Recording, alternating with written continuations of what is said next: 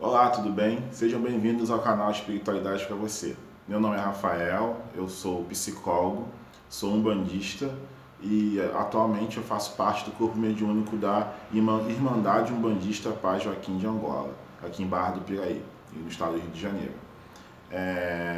Eu tenho esse projeto, né, de levar para as pessoas a espiritualidade de uma forma muito mais acessível, né, e descomplicada, porque a gente, enquanto umbandista, a gente é escasso de literaturas, as técnicas, né, acerca da própria espiritualidade, porque a nossa tradição, né, é muito pela oralidade, né? Oralidade é quando um passa para o outro, o mais velho passa para o novato. Mas só que a gente entende que hoje em dia não se tem muito essa prática, né? Ainda mais pela correria que a gente vive nesse mundo de hoje. Então, a gente tem aqui como princípio, né? Como uma linha, né? Como uma regra, né? Que a prudência é a filha predileta da sabedoria. Ou seja, né? Então, a gente aqui só trabalha com fundamento teórico. Estamos com um trabalho, né, atualmente sobre os milagres do Evangelho. Hoje eu venho falar sobre as curas, né? Essas tais curas aí que a gente escuta falar muito sobre, né? Esses milagres, inclusive, que o próprio Jesus Cristo ele praticou. E daí a gente vem com esse tema hoje, tá bom? Eu vou começar lendo aqui, né, sobre uma passagem bíblica, né, sobre a perda de sangue. Algumas pessoas que são mais familiarizadas com a leitura, as pessoas vão saber. Lembrando, a gente vai usar como base, né, o livro A Gênese, né, que é do Allan Kardec. Né, Allan Kardec que fez a decodificação, né, e passou para o papel. E lembrando que, apesar de ser um livro, né, que é muito usado na doutrina espírita, né, não impede da gente, quanto bandista, utilizar ele também. Por quê? Porque o espiritismo, né, eu até depois posso falar mais a fundo em algum outro vídeo, ele tem o cunho filosófico, né, tem o cunho religioso, né, e o cunho científico. Aqui no Brasil que ele deu uma guinada no cunho religioso, né? Pelo mundo afora, né, ele tem uma vertente muito mais filosófica, muito mais filosofia. E a gente sabe, né, que infelizmente o povo brasileiro, né, ele não é bem apresentado, né, as questões filosóficas as grandes maravilhas filosóficas que existem por aí, entendeu? Tanto que a gente entende que um projeto de educação, né, precária na realidade, né, é uma ideia é um plano de governo, um plano político. Quanto menos as pessoas pensarem, melhor. Então, vamos lá. Pacto de sangue. Então, uma mulher que havia 12 anos sofria de uma hemorragia, que sofrera muito mais nas mãos dos médicos e que, tendo gasto todos os seus haveres, nenhum alívio conseguira. Como ouvisse falar de Jesus, veio com a multidão atrás dele e lhe tocou as vestes, porquanto dizia: se eu conseguir ao menos lhe tocar nas vestes, ficarei curada. No mesmo instante, o fluxo sanguíneo lhe cessou e ela sentiu em seu corpo que estava curada daquela enfermidade. Logo, Jesus, conhecendo em si mesmo a virtude que dele saíra, se voltou no meio da multidão e disse: quem me tocou as vestes? Seus discípulos lhe disseram: vês que a multidão te aperta de todos os lados e perguntas quem te tocou? Ele olhava em torno de si à procura daquela que o tocara. A mulher, a que sabia, né, o que se passara em si, tomada por medo e pavor, veio lançar-lhe aos pés e se declarou toda a verdade. Disse-lhe Jesus: minha filha, tua fé te salvou. Vai em paz e fica curada da tua enfermidade. Nos vídeos anteriores a gente vem mostrando, né, o incrível poder magnético, né, que Jesus tinha. Né? Jesus, enquanto encarnado, né, ele tinha uma ligação direta com a espiritualidade superior. Até porque ele é a espiritualidade superior aqui na Terra com a gente. Né? Então, quando a gente pega uma passagem dessa, a gente vê que a enferma, né, ela se curou só por tocar uma das vestes de Jesus, né? A gente tem que entender que a fala dele de que a fé a curou, né, é verdadeira. É verdadeira. Então, esse capítulo aqui, na realidade, esse item, né, ele daria uns 5 vídeos no mínimo, se a gente fosse esmiuçar, né, cada coisa técnica, né? Mas eu acho que nesse caso aqui, a parte técnica, ela tem que ser atrelada, né, à parte moral, né? Por quê? A gente tem que entender que a cura não é somente física, né? A gente não fica somente doente, né, na nossa pele, no nosso corpo, nossos órgãos. A gente também tem, né, problemas mentais, né?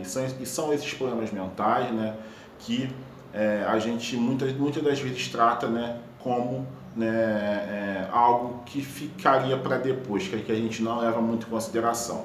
Lembrando uma frase, né, que é muito dita, que a mente boa traz um corpo bom. Mente sã, corpo são, né?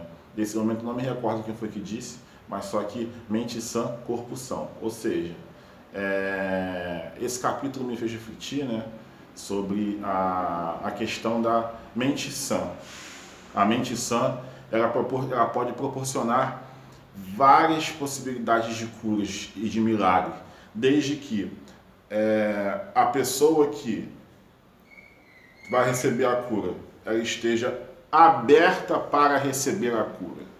Porque a gente fala em merecimento, fica muito piegas, né? Fica muito... merecimento fica muito ingrato, né? Porque a gente vê que às vezes tem pessoas que merecem, né? Que você vê que merece, que convive, que estão com você, que você acha que merece receber tal graça, e tem pessoas, né, que não merecem, que você julga não merecer, né, mas só que às vezes merece, né? Aquela coisa do por que eu? Porque eu não consigo receber a graça? Porque eu não consigo me curar, né? E o outro consegue a graça dele, sendo que outras vezes é uma pessoa pior. Primeiramente, a gente tem que partir do princípio, né? Todos nós, né, somos filhos do mesmo Pai. A partir daí, todos nós merecemos o amor dele, né? Então, o caminho que cada um escolhe trilhar é muito pessoal. Você tem que olhar na realidade, é o seu caminho. Você tem que estar aberto para você receber a sua cura, a sua própria cura. E essa cura que você tem que buscar, né, primeiramente a cura, né, do seu processo mental. Porque muitas doenças, né, que são físicas, elas começam no processo mental. Quando a gente pega o hermetismo, quando fala que tudo é mental, que é a primeira lei, que é a lei do mentalismo, tudo é mental, e é verdade, tudo é mental sim, né? Até porque, né, o hermetismo ele é a base filosófica de inúmeras religiões, inclusive, né, o espiritismo, né, o espiritismo enquanto religião. O Hermes Trismegisto, né, ele viveu no Egito há milhares de anos atrás, antes de Cristo. A gente está falando aqui hoje dele. É que tudo é mental, né? Inclusive Jesus dá a prova de que tudo é mental, né? Que é de que a cura primeira tem que vir, né? Quando ele fala no coração, né? É a mente, é a mente. Você tem que entender, né, que você é merecedor sim, né, de todas as graças do mundo, né? Mas só que o que você precisa enquanto cura não vai ser o que o outro precisa enquanto cura. Se vocês conseguem entender isso? Porque a gente tem a mania de se medir pela régua, medir o outro pela nossa própria régua. E a gente às vezes vê que o outro é pouquinho, não cabe, um pouquinho maior, né? Então um pouquinho menor. Mas na realidade a gente tem que estar voltado para nós mesmos. Para nós mesmos. Entendeu? Eu tenho uma passagem, né, tenho várias passagens, né, com a Pombogira que trabalha comigo, a Dona Maria Padilha das Almas do Inferno, ela fala muito, né, que eu tenho que olhar para o meu próprio caminho e parar de olhar para o caminho, né, que as pessoas acham que eu tenho que seguir, entendeu? Então, né, eu acho que se a gente realmente, né, a gente olhasse mais pelo nosso próprio caminho, né, a gente iria conseguir, nós iríamos conseguir, né, curas inimagináveis na nossa vida, né? Cura de traumas que às vezes, né, eles corroboram outros comportamentos, né, ruins que nós temos e a gente não sabe, a gente não imagina que a gente tem, entendeu? A cura pode ser, né, às vezes, para evitar, né, o desenvolvimento de um câncer, porque se a gente pegar, existem estudos científicos, né, que câncer, né, que alguns tipos de câncer, eles são advindos de pessoas com pensamentos puramente negativos. Se você pegar o, o padrão de pensamento da pessoa no dia, né, é que a pessoa é incapaz, que a pessoa é isso, que a pessoa não se sente bem, que a pessoa é horrível e tal. Isso, né, isso daí, né, age muito diretamente na sua vibração, entendeu? Então a gente precisa, na realidade, né, entender esse capítulo dos milagres do Evangelho sobre a cura, né, sobre a nossa necessidade de estar aberto para a cura, né? Ou então a gente, né, encontrar algum médium, né, com uma conexão muito alta com a espiritualidade, né? E para que ele possa realizar, né, esse trabalho de cura na gente, entendeu?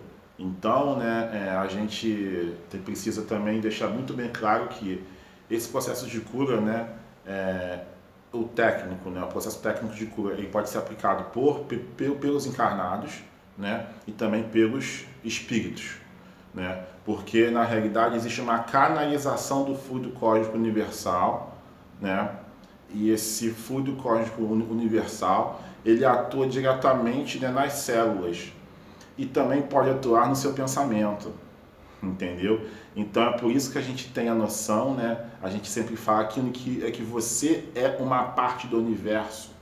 E o universo também está dentro de você. Você faz parte de um todo. E o todo faz parte de você, né? É a lei da correspondência, a lei hermética, né? O que está em cima está embaixo, o que está embaixo está em cima. Entendeu? Então, né? Fica aí a dica, né? Para que vocês, né, entendam o processo de cura, né? Como um processo, né, muito pessoal, muito interior, que a espiritualidade proporciona, mas que não devemos deixar de lado, né, os aparatos que o plano físico nos traz, por exemplo, a própria medicina, a própria psiquiatria, né, a própria psicologia. Então, não achem que somente a espiritualidade ela vai te curar. Independente da sua fé, existem profissionais encarnados que vão poder te dar esse aparato também, porque senão a gente coloca na espiritualidade uma responsabilidade que às vezes você mesmo não consegue arcar. Aí depois você, em depressão, né, ou então um estado de ansiedade, um estado maníaco, você não consegue, né, se controlar, aí você faz uma besteira, aí você vai colocar a culpa em quem? Sendo que na realidade existem N aparatos para que você consiga, né, fazer a sua vivência aqui nesse plano de uma forma mais tranquila possível, entendeu? Então a gente fica aqui o meu abraço, aqui o vídeo termina, né? E até o próximo, tá bom? Abraços, muito tempo sem falar com vocês, né? Então, gratidão, que o Pai Ogum abençoe vocês todos.